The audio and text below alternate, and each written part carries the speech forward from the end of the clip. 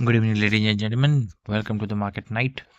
आइए डिस्कस करते हैं इंडियन मार्केट सिनेरियोज के बारे में, खासकर निफ्टी 50 में क्या हो सकता है। आज के लिए हमारा क्या डिस्कशन था और किस तरह से मार्केट को आगे के लिए अप्रोच किया जा सकता है।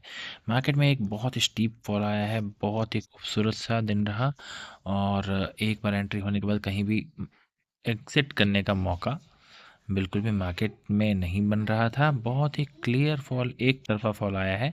जो हमने सोचा हुआ था, हमने तो सिर्फ सोचा हुआ था कि 26,000 तक ही मार्केट नीचे गिरे, बट ये एडिशनल एक फॉल आया है जो कि काफ़ी ज़्यादा स्टीप और क्लियर था, स्ट्रेट फॉरवर्ड था। इसमें कोई खास रिट्रेसमेंट वगैरह नहीं थी। एक बार को मार्केट लास्ट में जाके थोड़ी सी साइड में ज़रूर हो गई, पर यहाँ पे जब सारी आपकी उम्मीदें पूरी हो चुकी हैं तो डेफिनेटली किसी को भी यहाँ पर बुकआउट कर ही लेना चाहिए। इसका रीज़न तो आपको पता चल ही गया होगा। देखिए, जो भी इम्पोर्टेंट न्यूज़ रहती हैं वो सब ऑटोमेटिकली हमारे पास तक पहुँच जाती है, उसके लिए बहुत ज़्यादा एफर्ट करने की ज़रूरत नहीं पड़ती। तो आपको पता चल ही गया होगा कि यूएसए के प्रेसिडेंट साहब ने एक बार फिर इंडिया को थ्रेट करते हुए 500% टैरिफ लगा देने की बात कही। तो ऐसी संभावनाएं भी मार्केट में बन रही हैं, जिससे कि बड़ी ही निराशाजनक स्थिति मार्केट में आज देखने को मिली है। आगे क्या हो सकता है, इसको भी थोड़ा सा समझ लेते हैं, एनालाइज कर लेते हैं कि क्या ये सिचुएशन सच में ऐसी आ सकती है। ये this is some kind of bogus.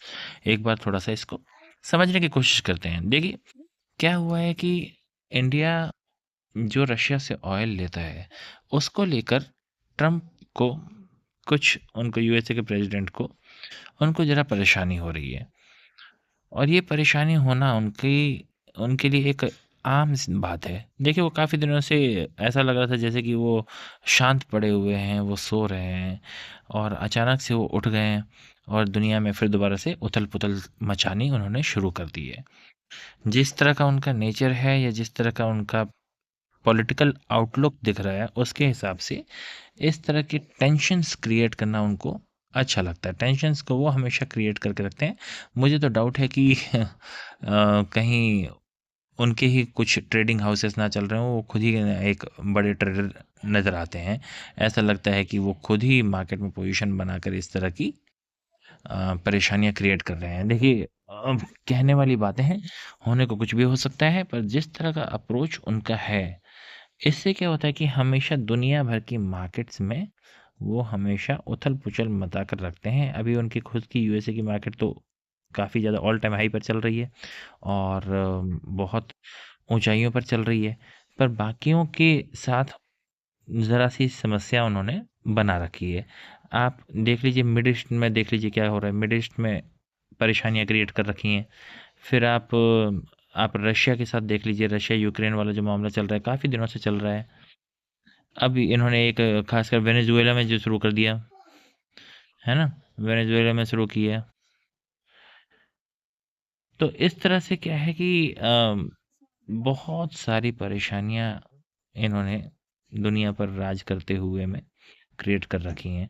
आगे क्या हो सकता है, अभी तो इंडिया के ऊपर 3 देश हैं जिनके ऊपर इन्होंने 500% टैरिफ लगाने की बात की है, अगर हम रशिया से ऑयल लेना कम या बंद नहीं करते हैं तो। 500%, अभी हम अप्रॉक्सीमेटली 50% के आसपास में ऑलरेडी चल रहे हैं। 25% हमारे ऊपर लगाया था, फिर 25% एडिशनल लगा दिया था, तो 50% के आसपास तो हम ऑलरेडी चल रहे हैं। अब ये 500% में अगर कन्वर्ट हो जाता है तो आप सोचिए कि क्या उथल पुथल हो सकती है। काफ़ी ज़्यादा दिक्कतों का सामना करना पड़ सकता है हमारी मार्केट को भी। तो इसके हिसाब से ही प्लानिंग कर लेते हैं, क्या हो सकता है क्या नहीं हो सकता है। सबसे पहली बात तो ये, अगर कल ही कल कल में रिवर्सल आने लग जाए और वापस से मार्केट ऊपर की ओर आने लग जाए तो मैं ट्रेड नहीं करूँगा। मैं इसमें बिल्कुल भी इंटरेस्टेड नहीं हूँ।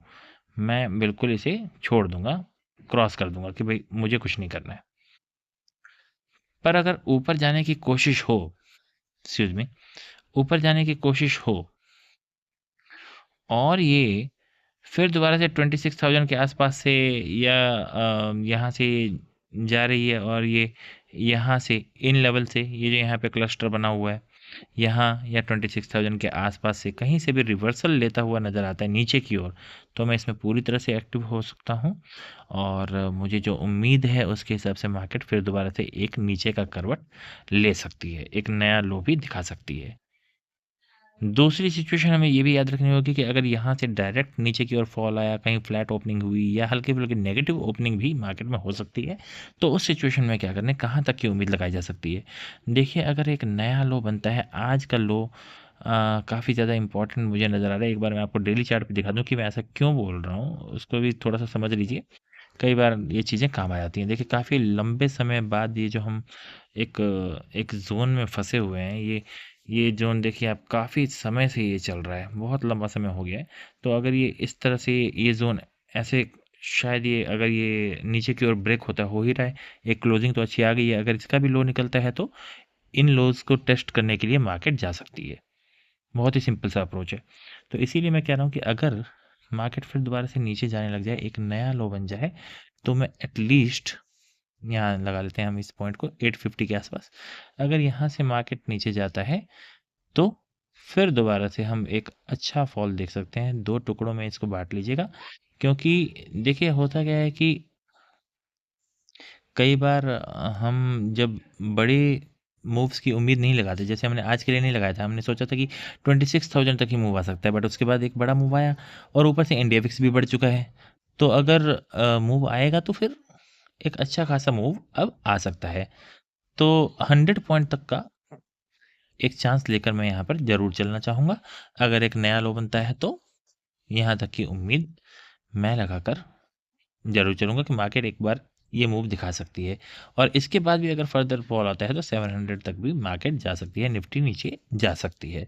उसके बाद भी अगर फॉल एक्सटेंड होता है तो फिर यहाँ पर मैं अपनी पोज़ीशंस को बुक करना पसंद करूँगा और भी ज़्यादा है तो फिर नेक्स्ट डे के लिए देखा जाएगा कुछ।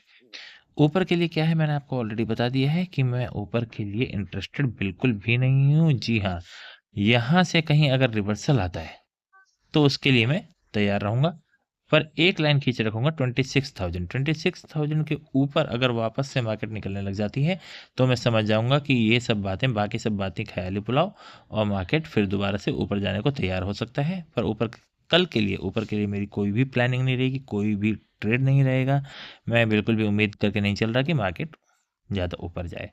तो बस इतनी सी छोटी-सी हमारी सिंपल सी प्लानिंग रहेगी। इसके हिसाब से कल मार्केट को अप्रोच किया जा सकता है। आशा करता हूँ कि आपको मेरी simple analysis, straight forward analysis पसंद आती होगी। अब आप वीडियो को लाइक करें, कमेंट करें और अपने दोस्तों के साथ इसे शेयर करें। आपका बहुत-बहुत धन्यवाद इन एडवांस।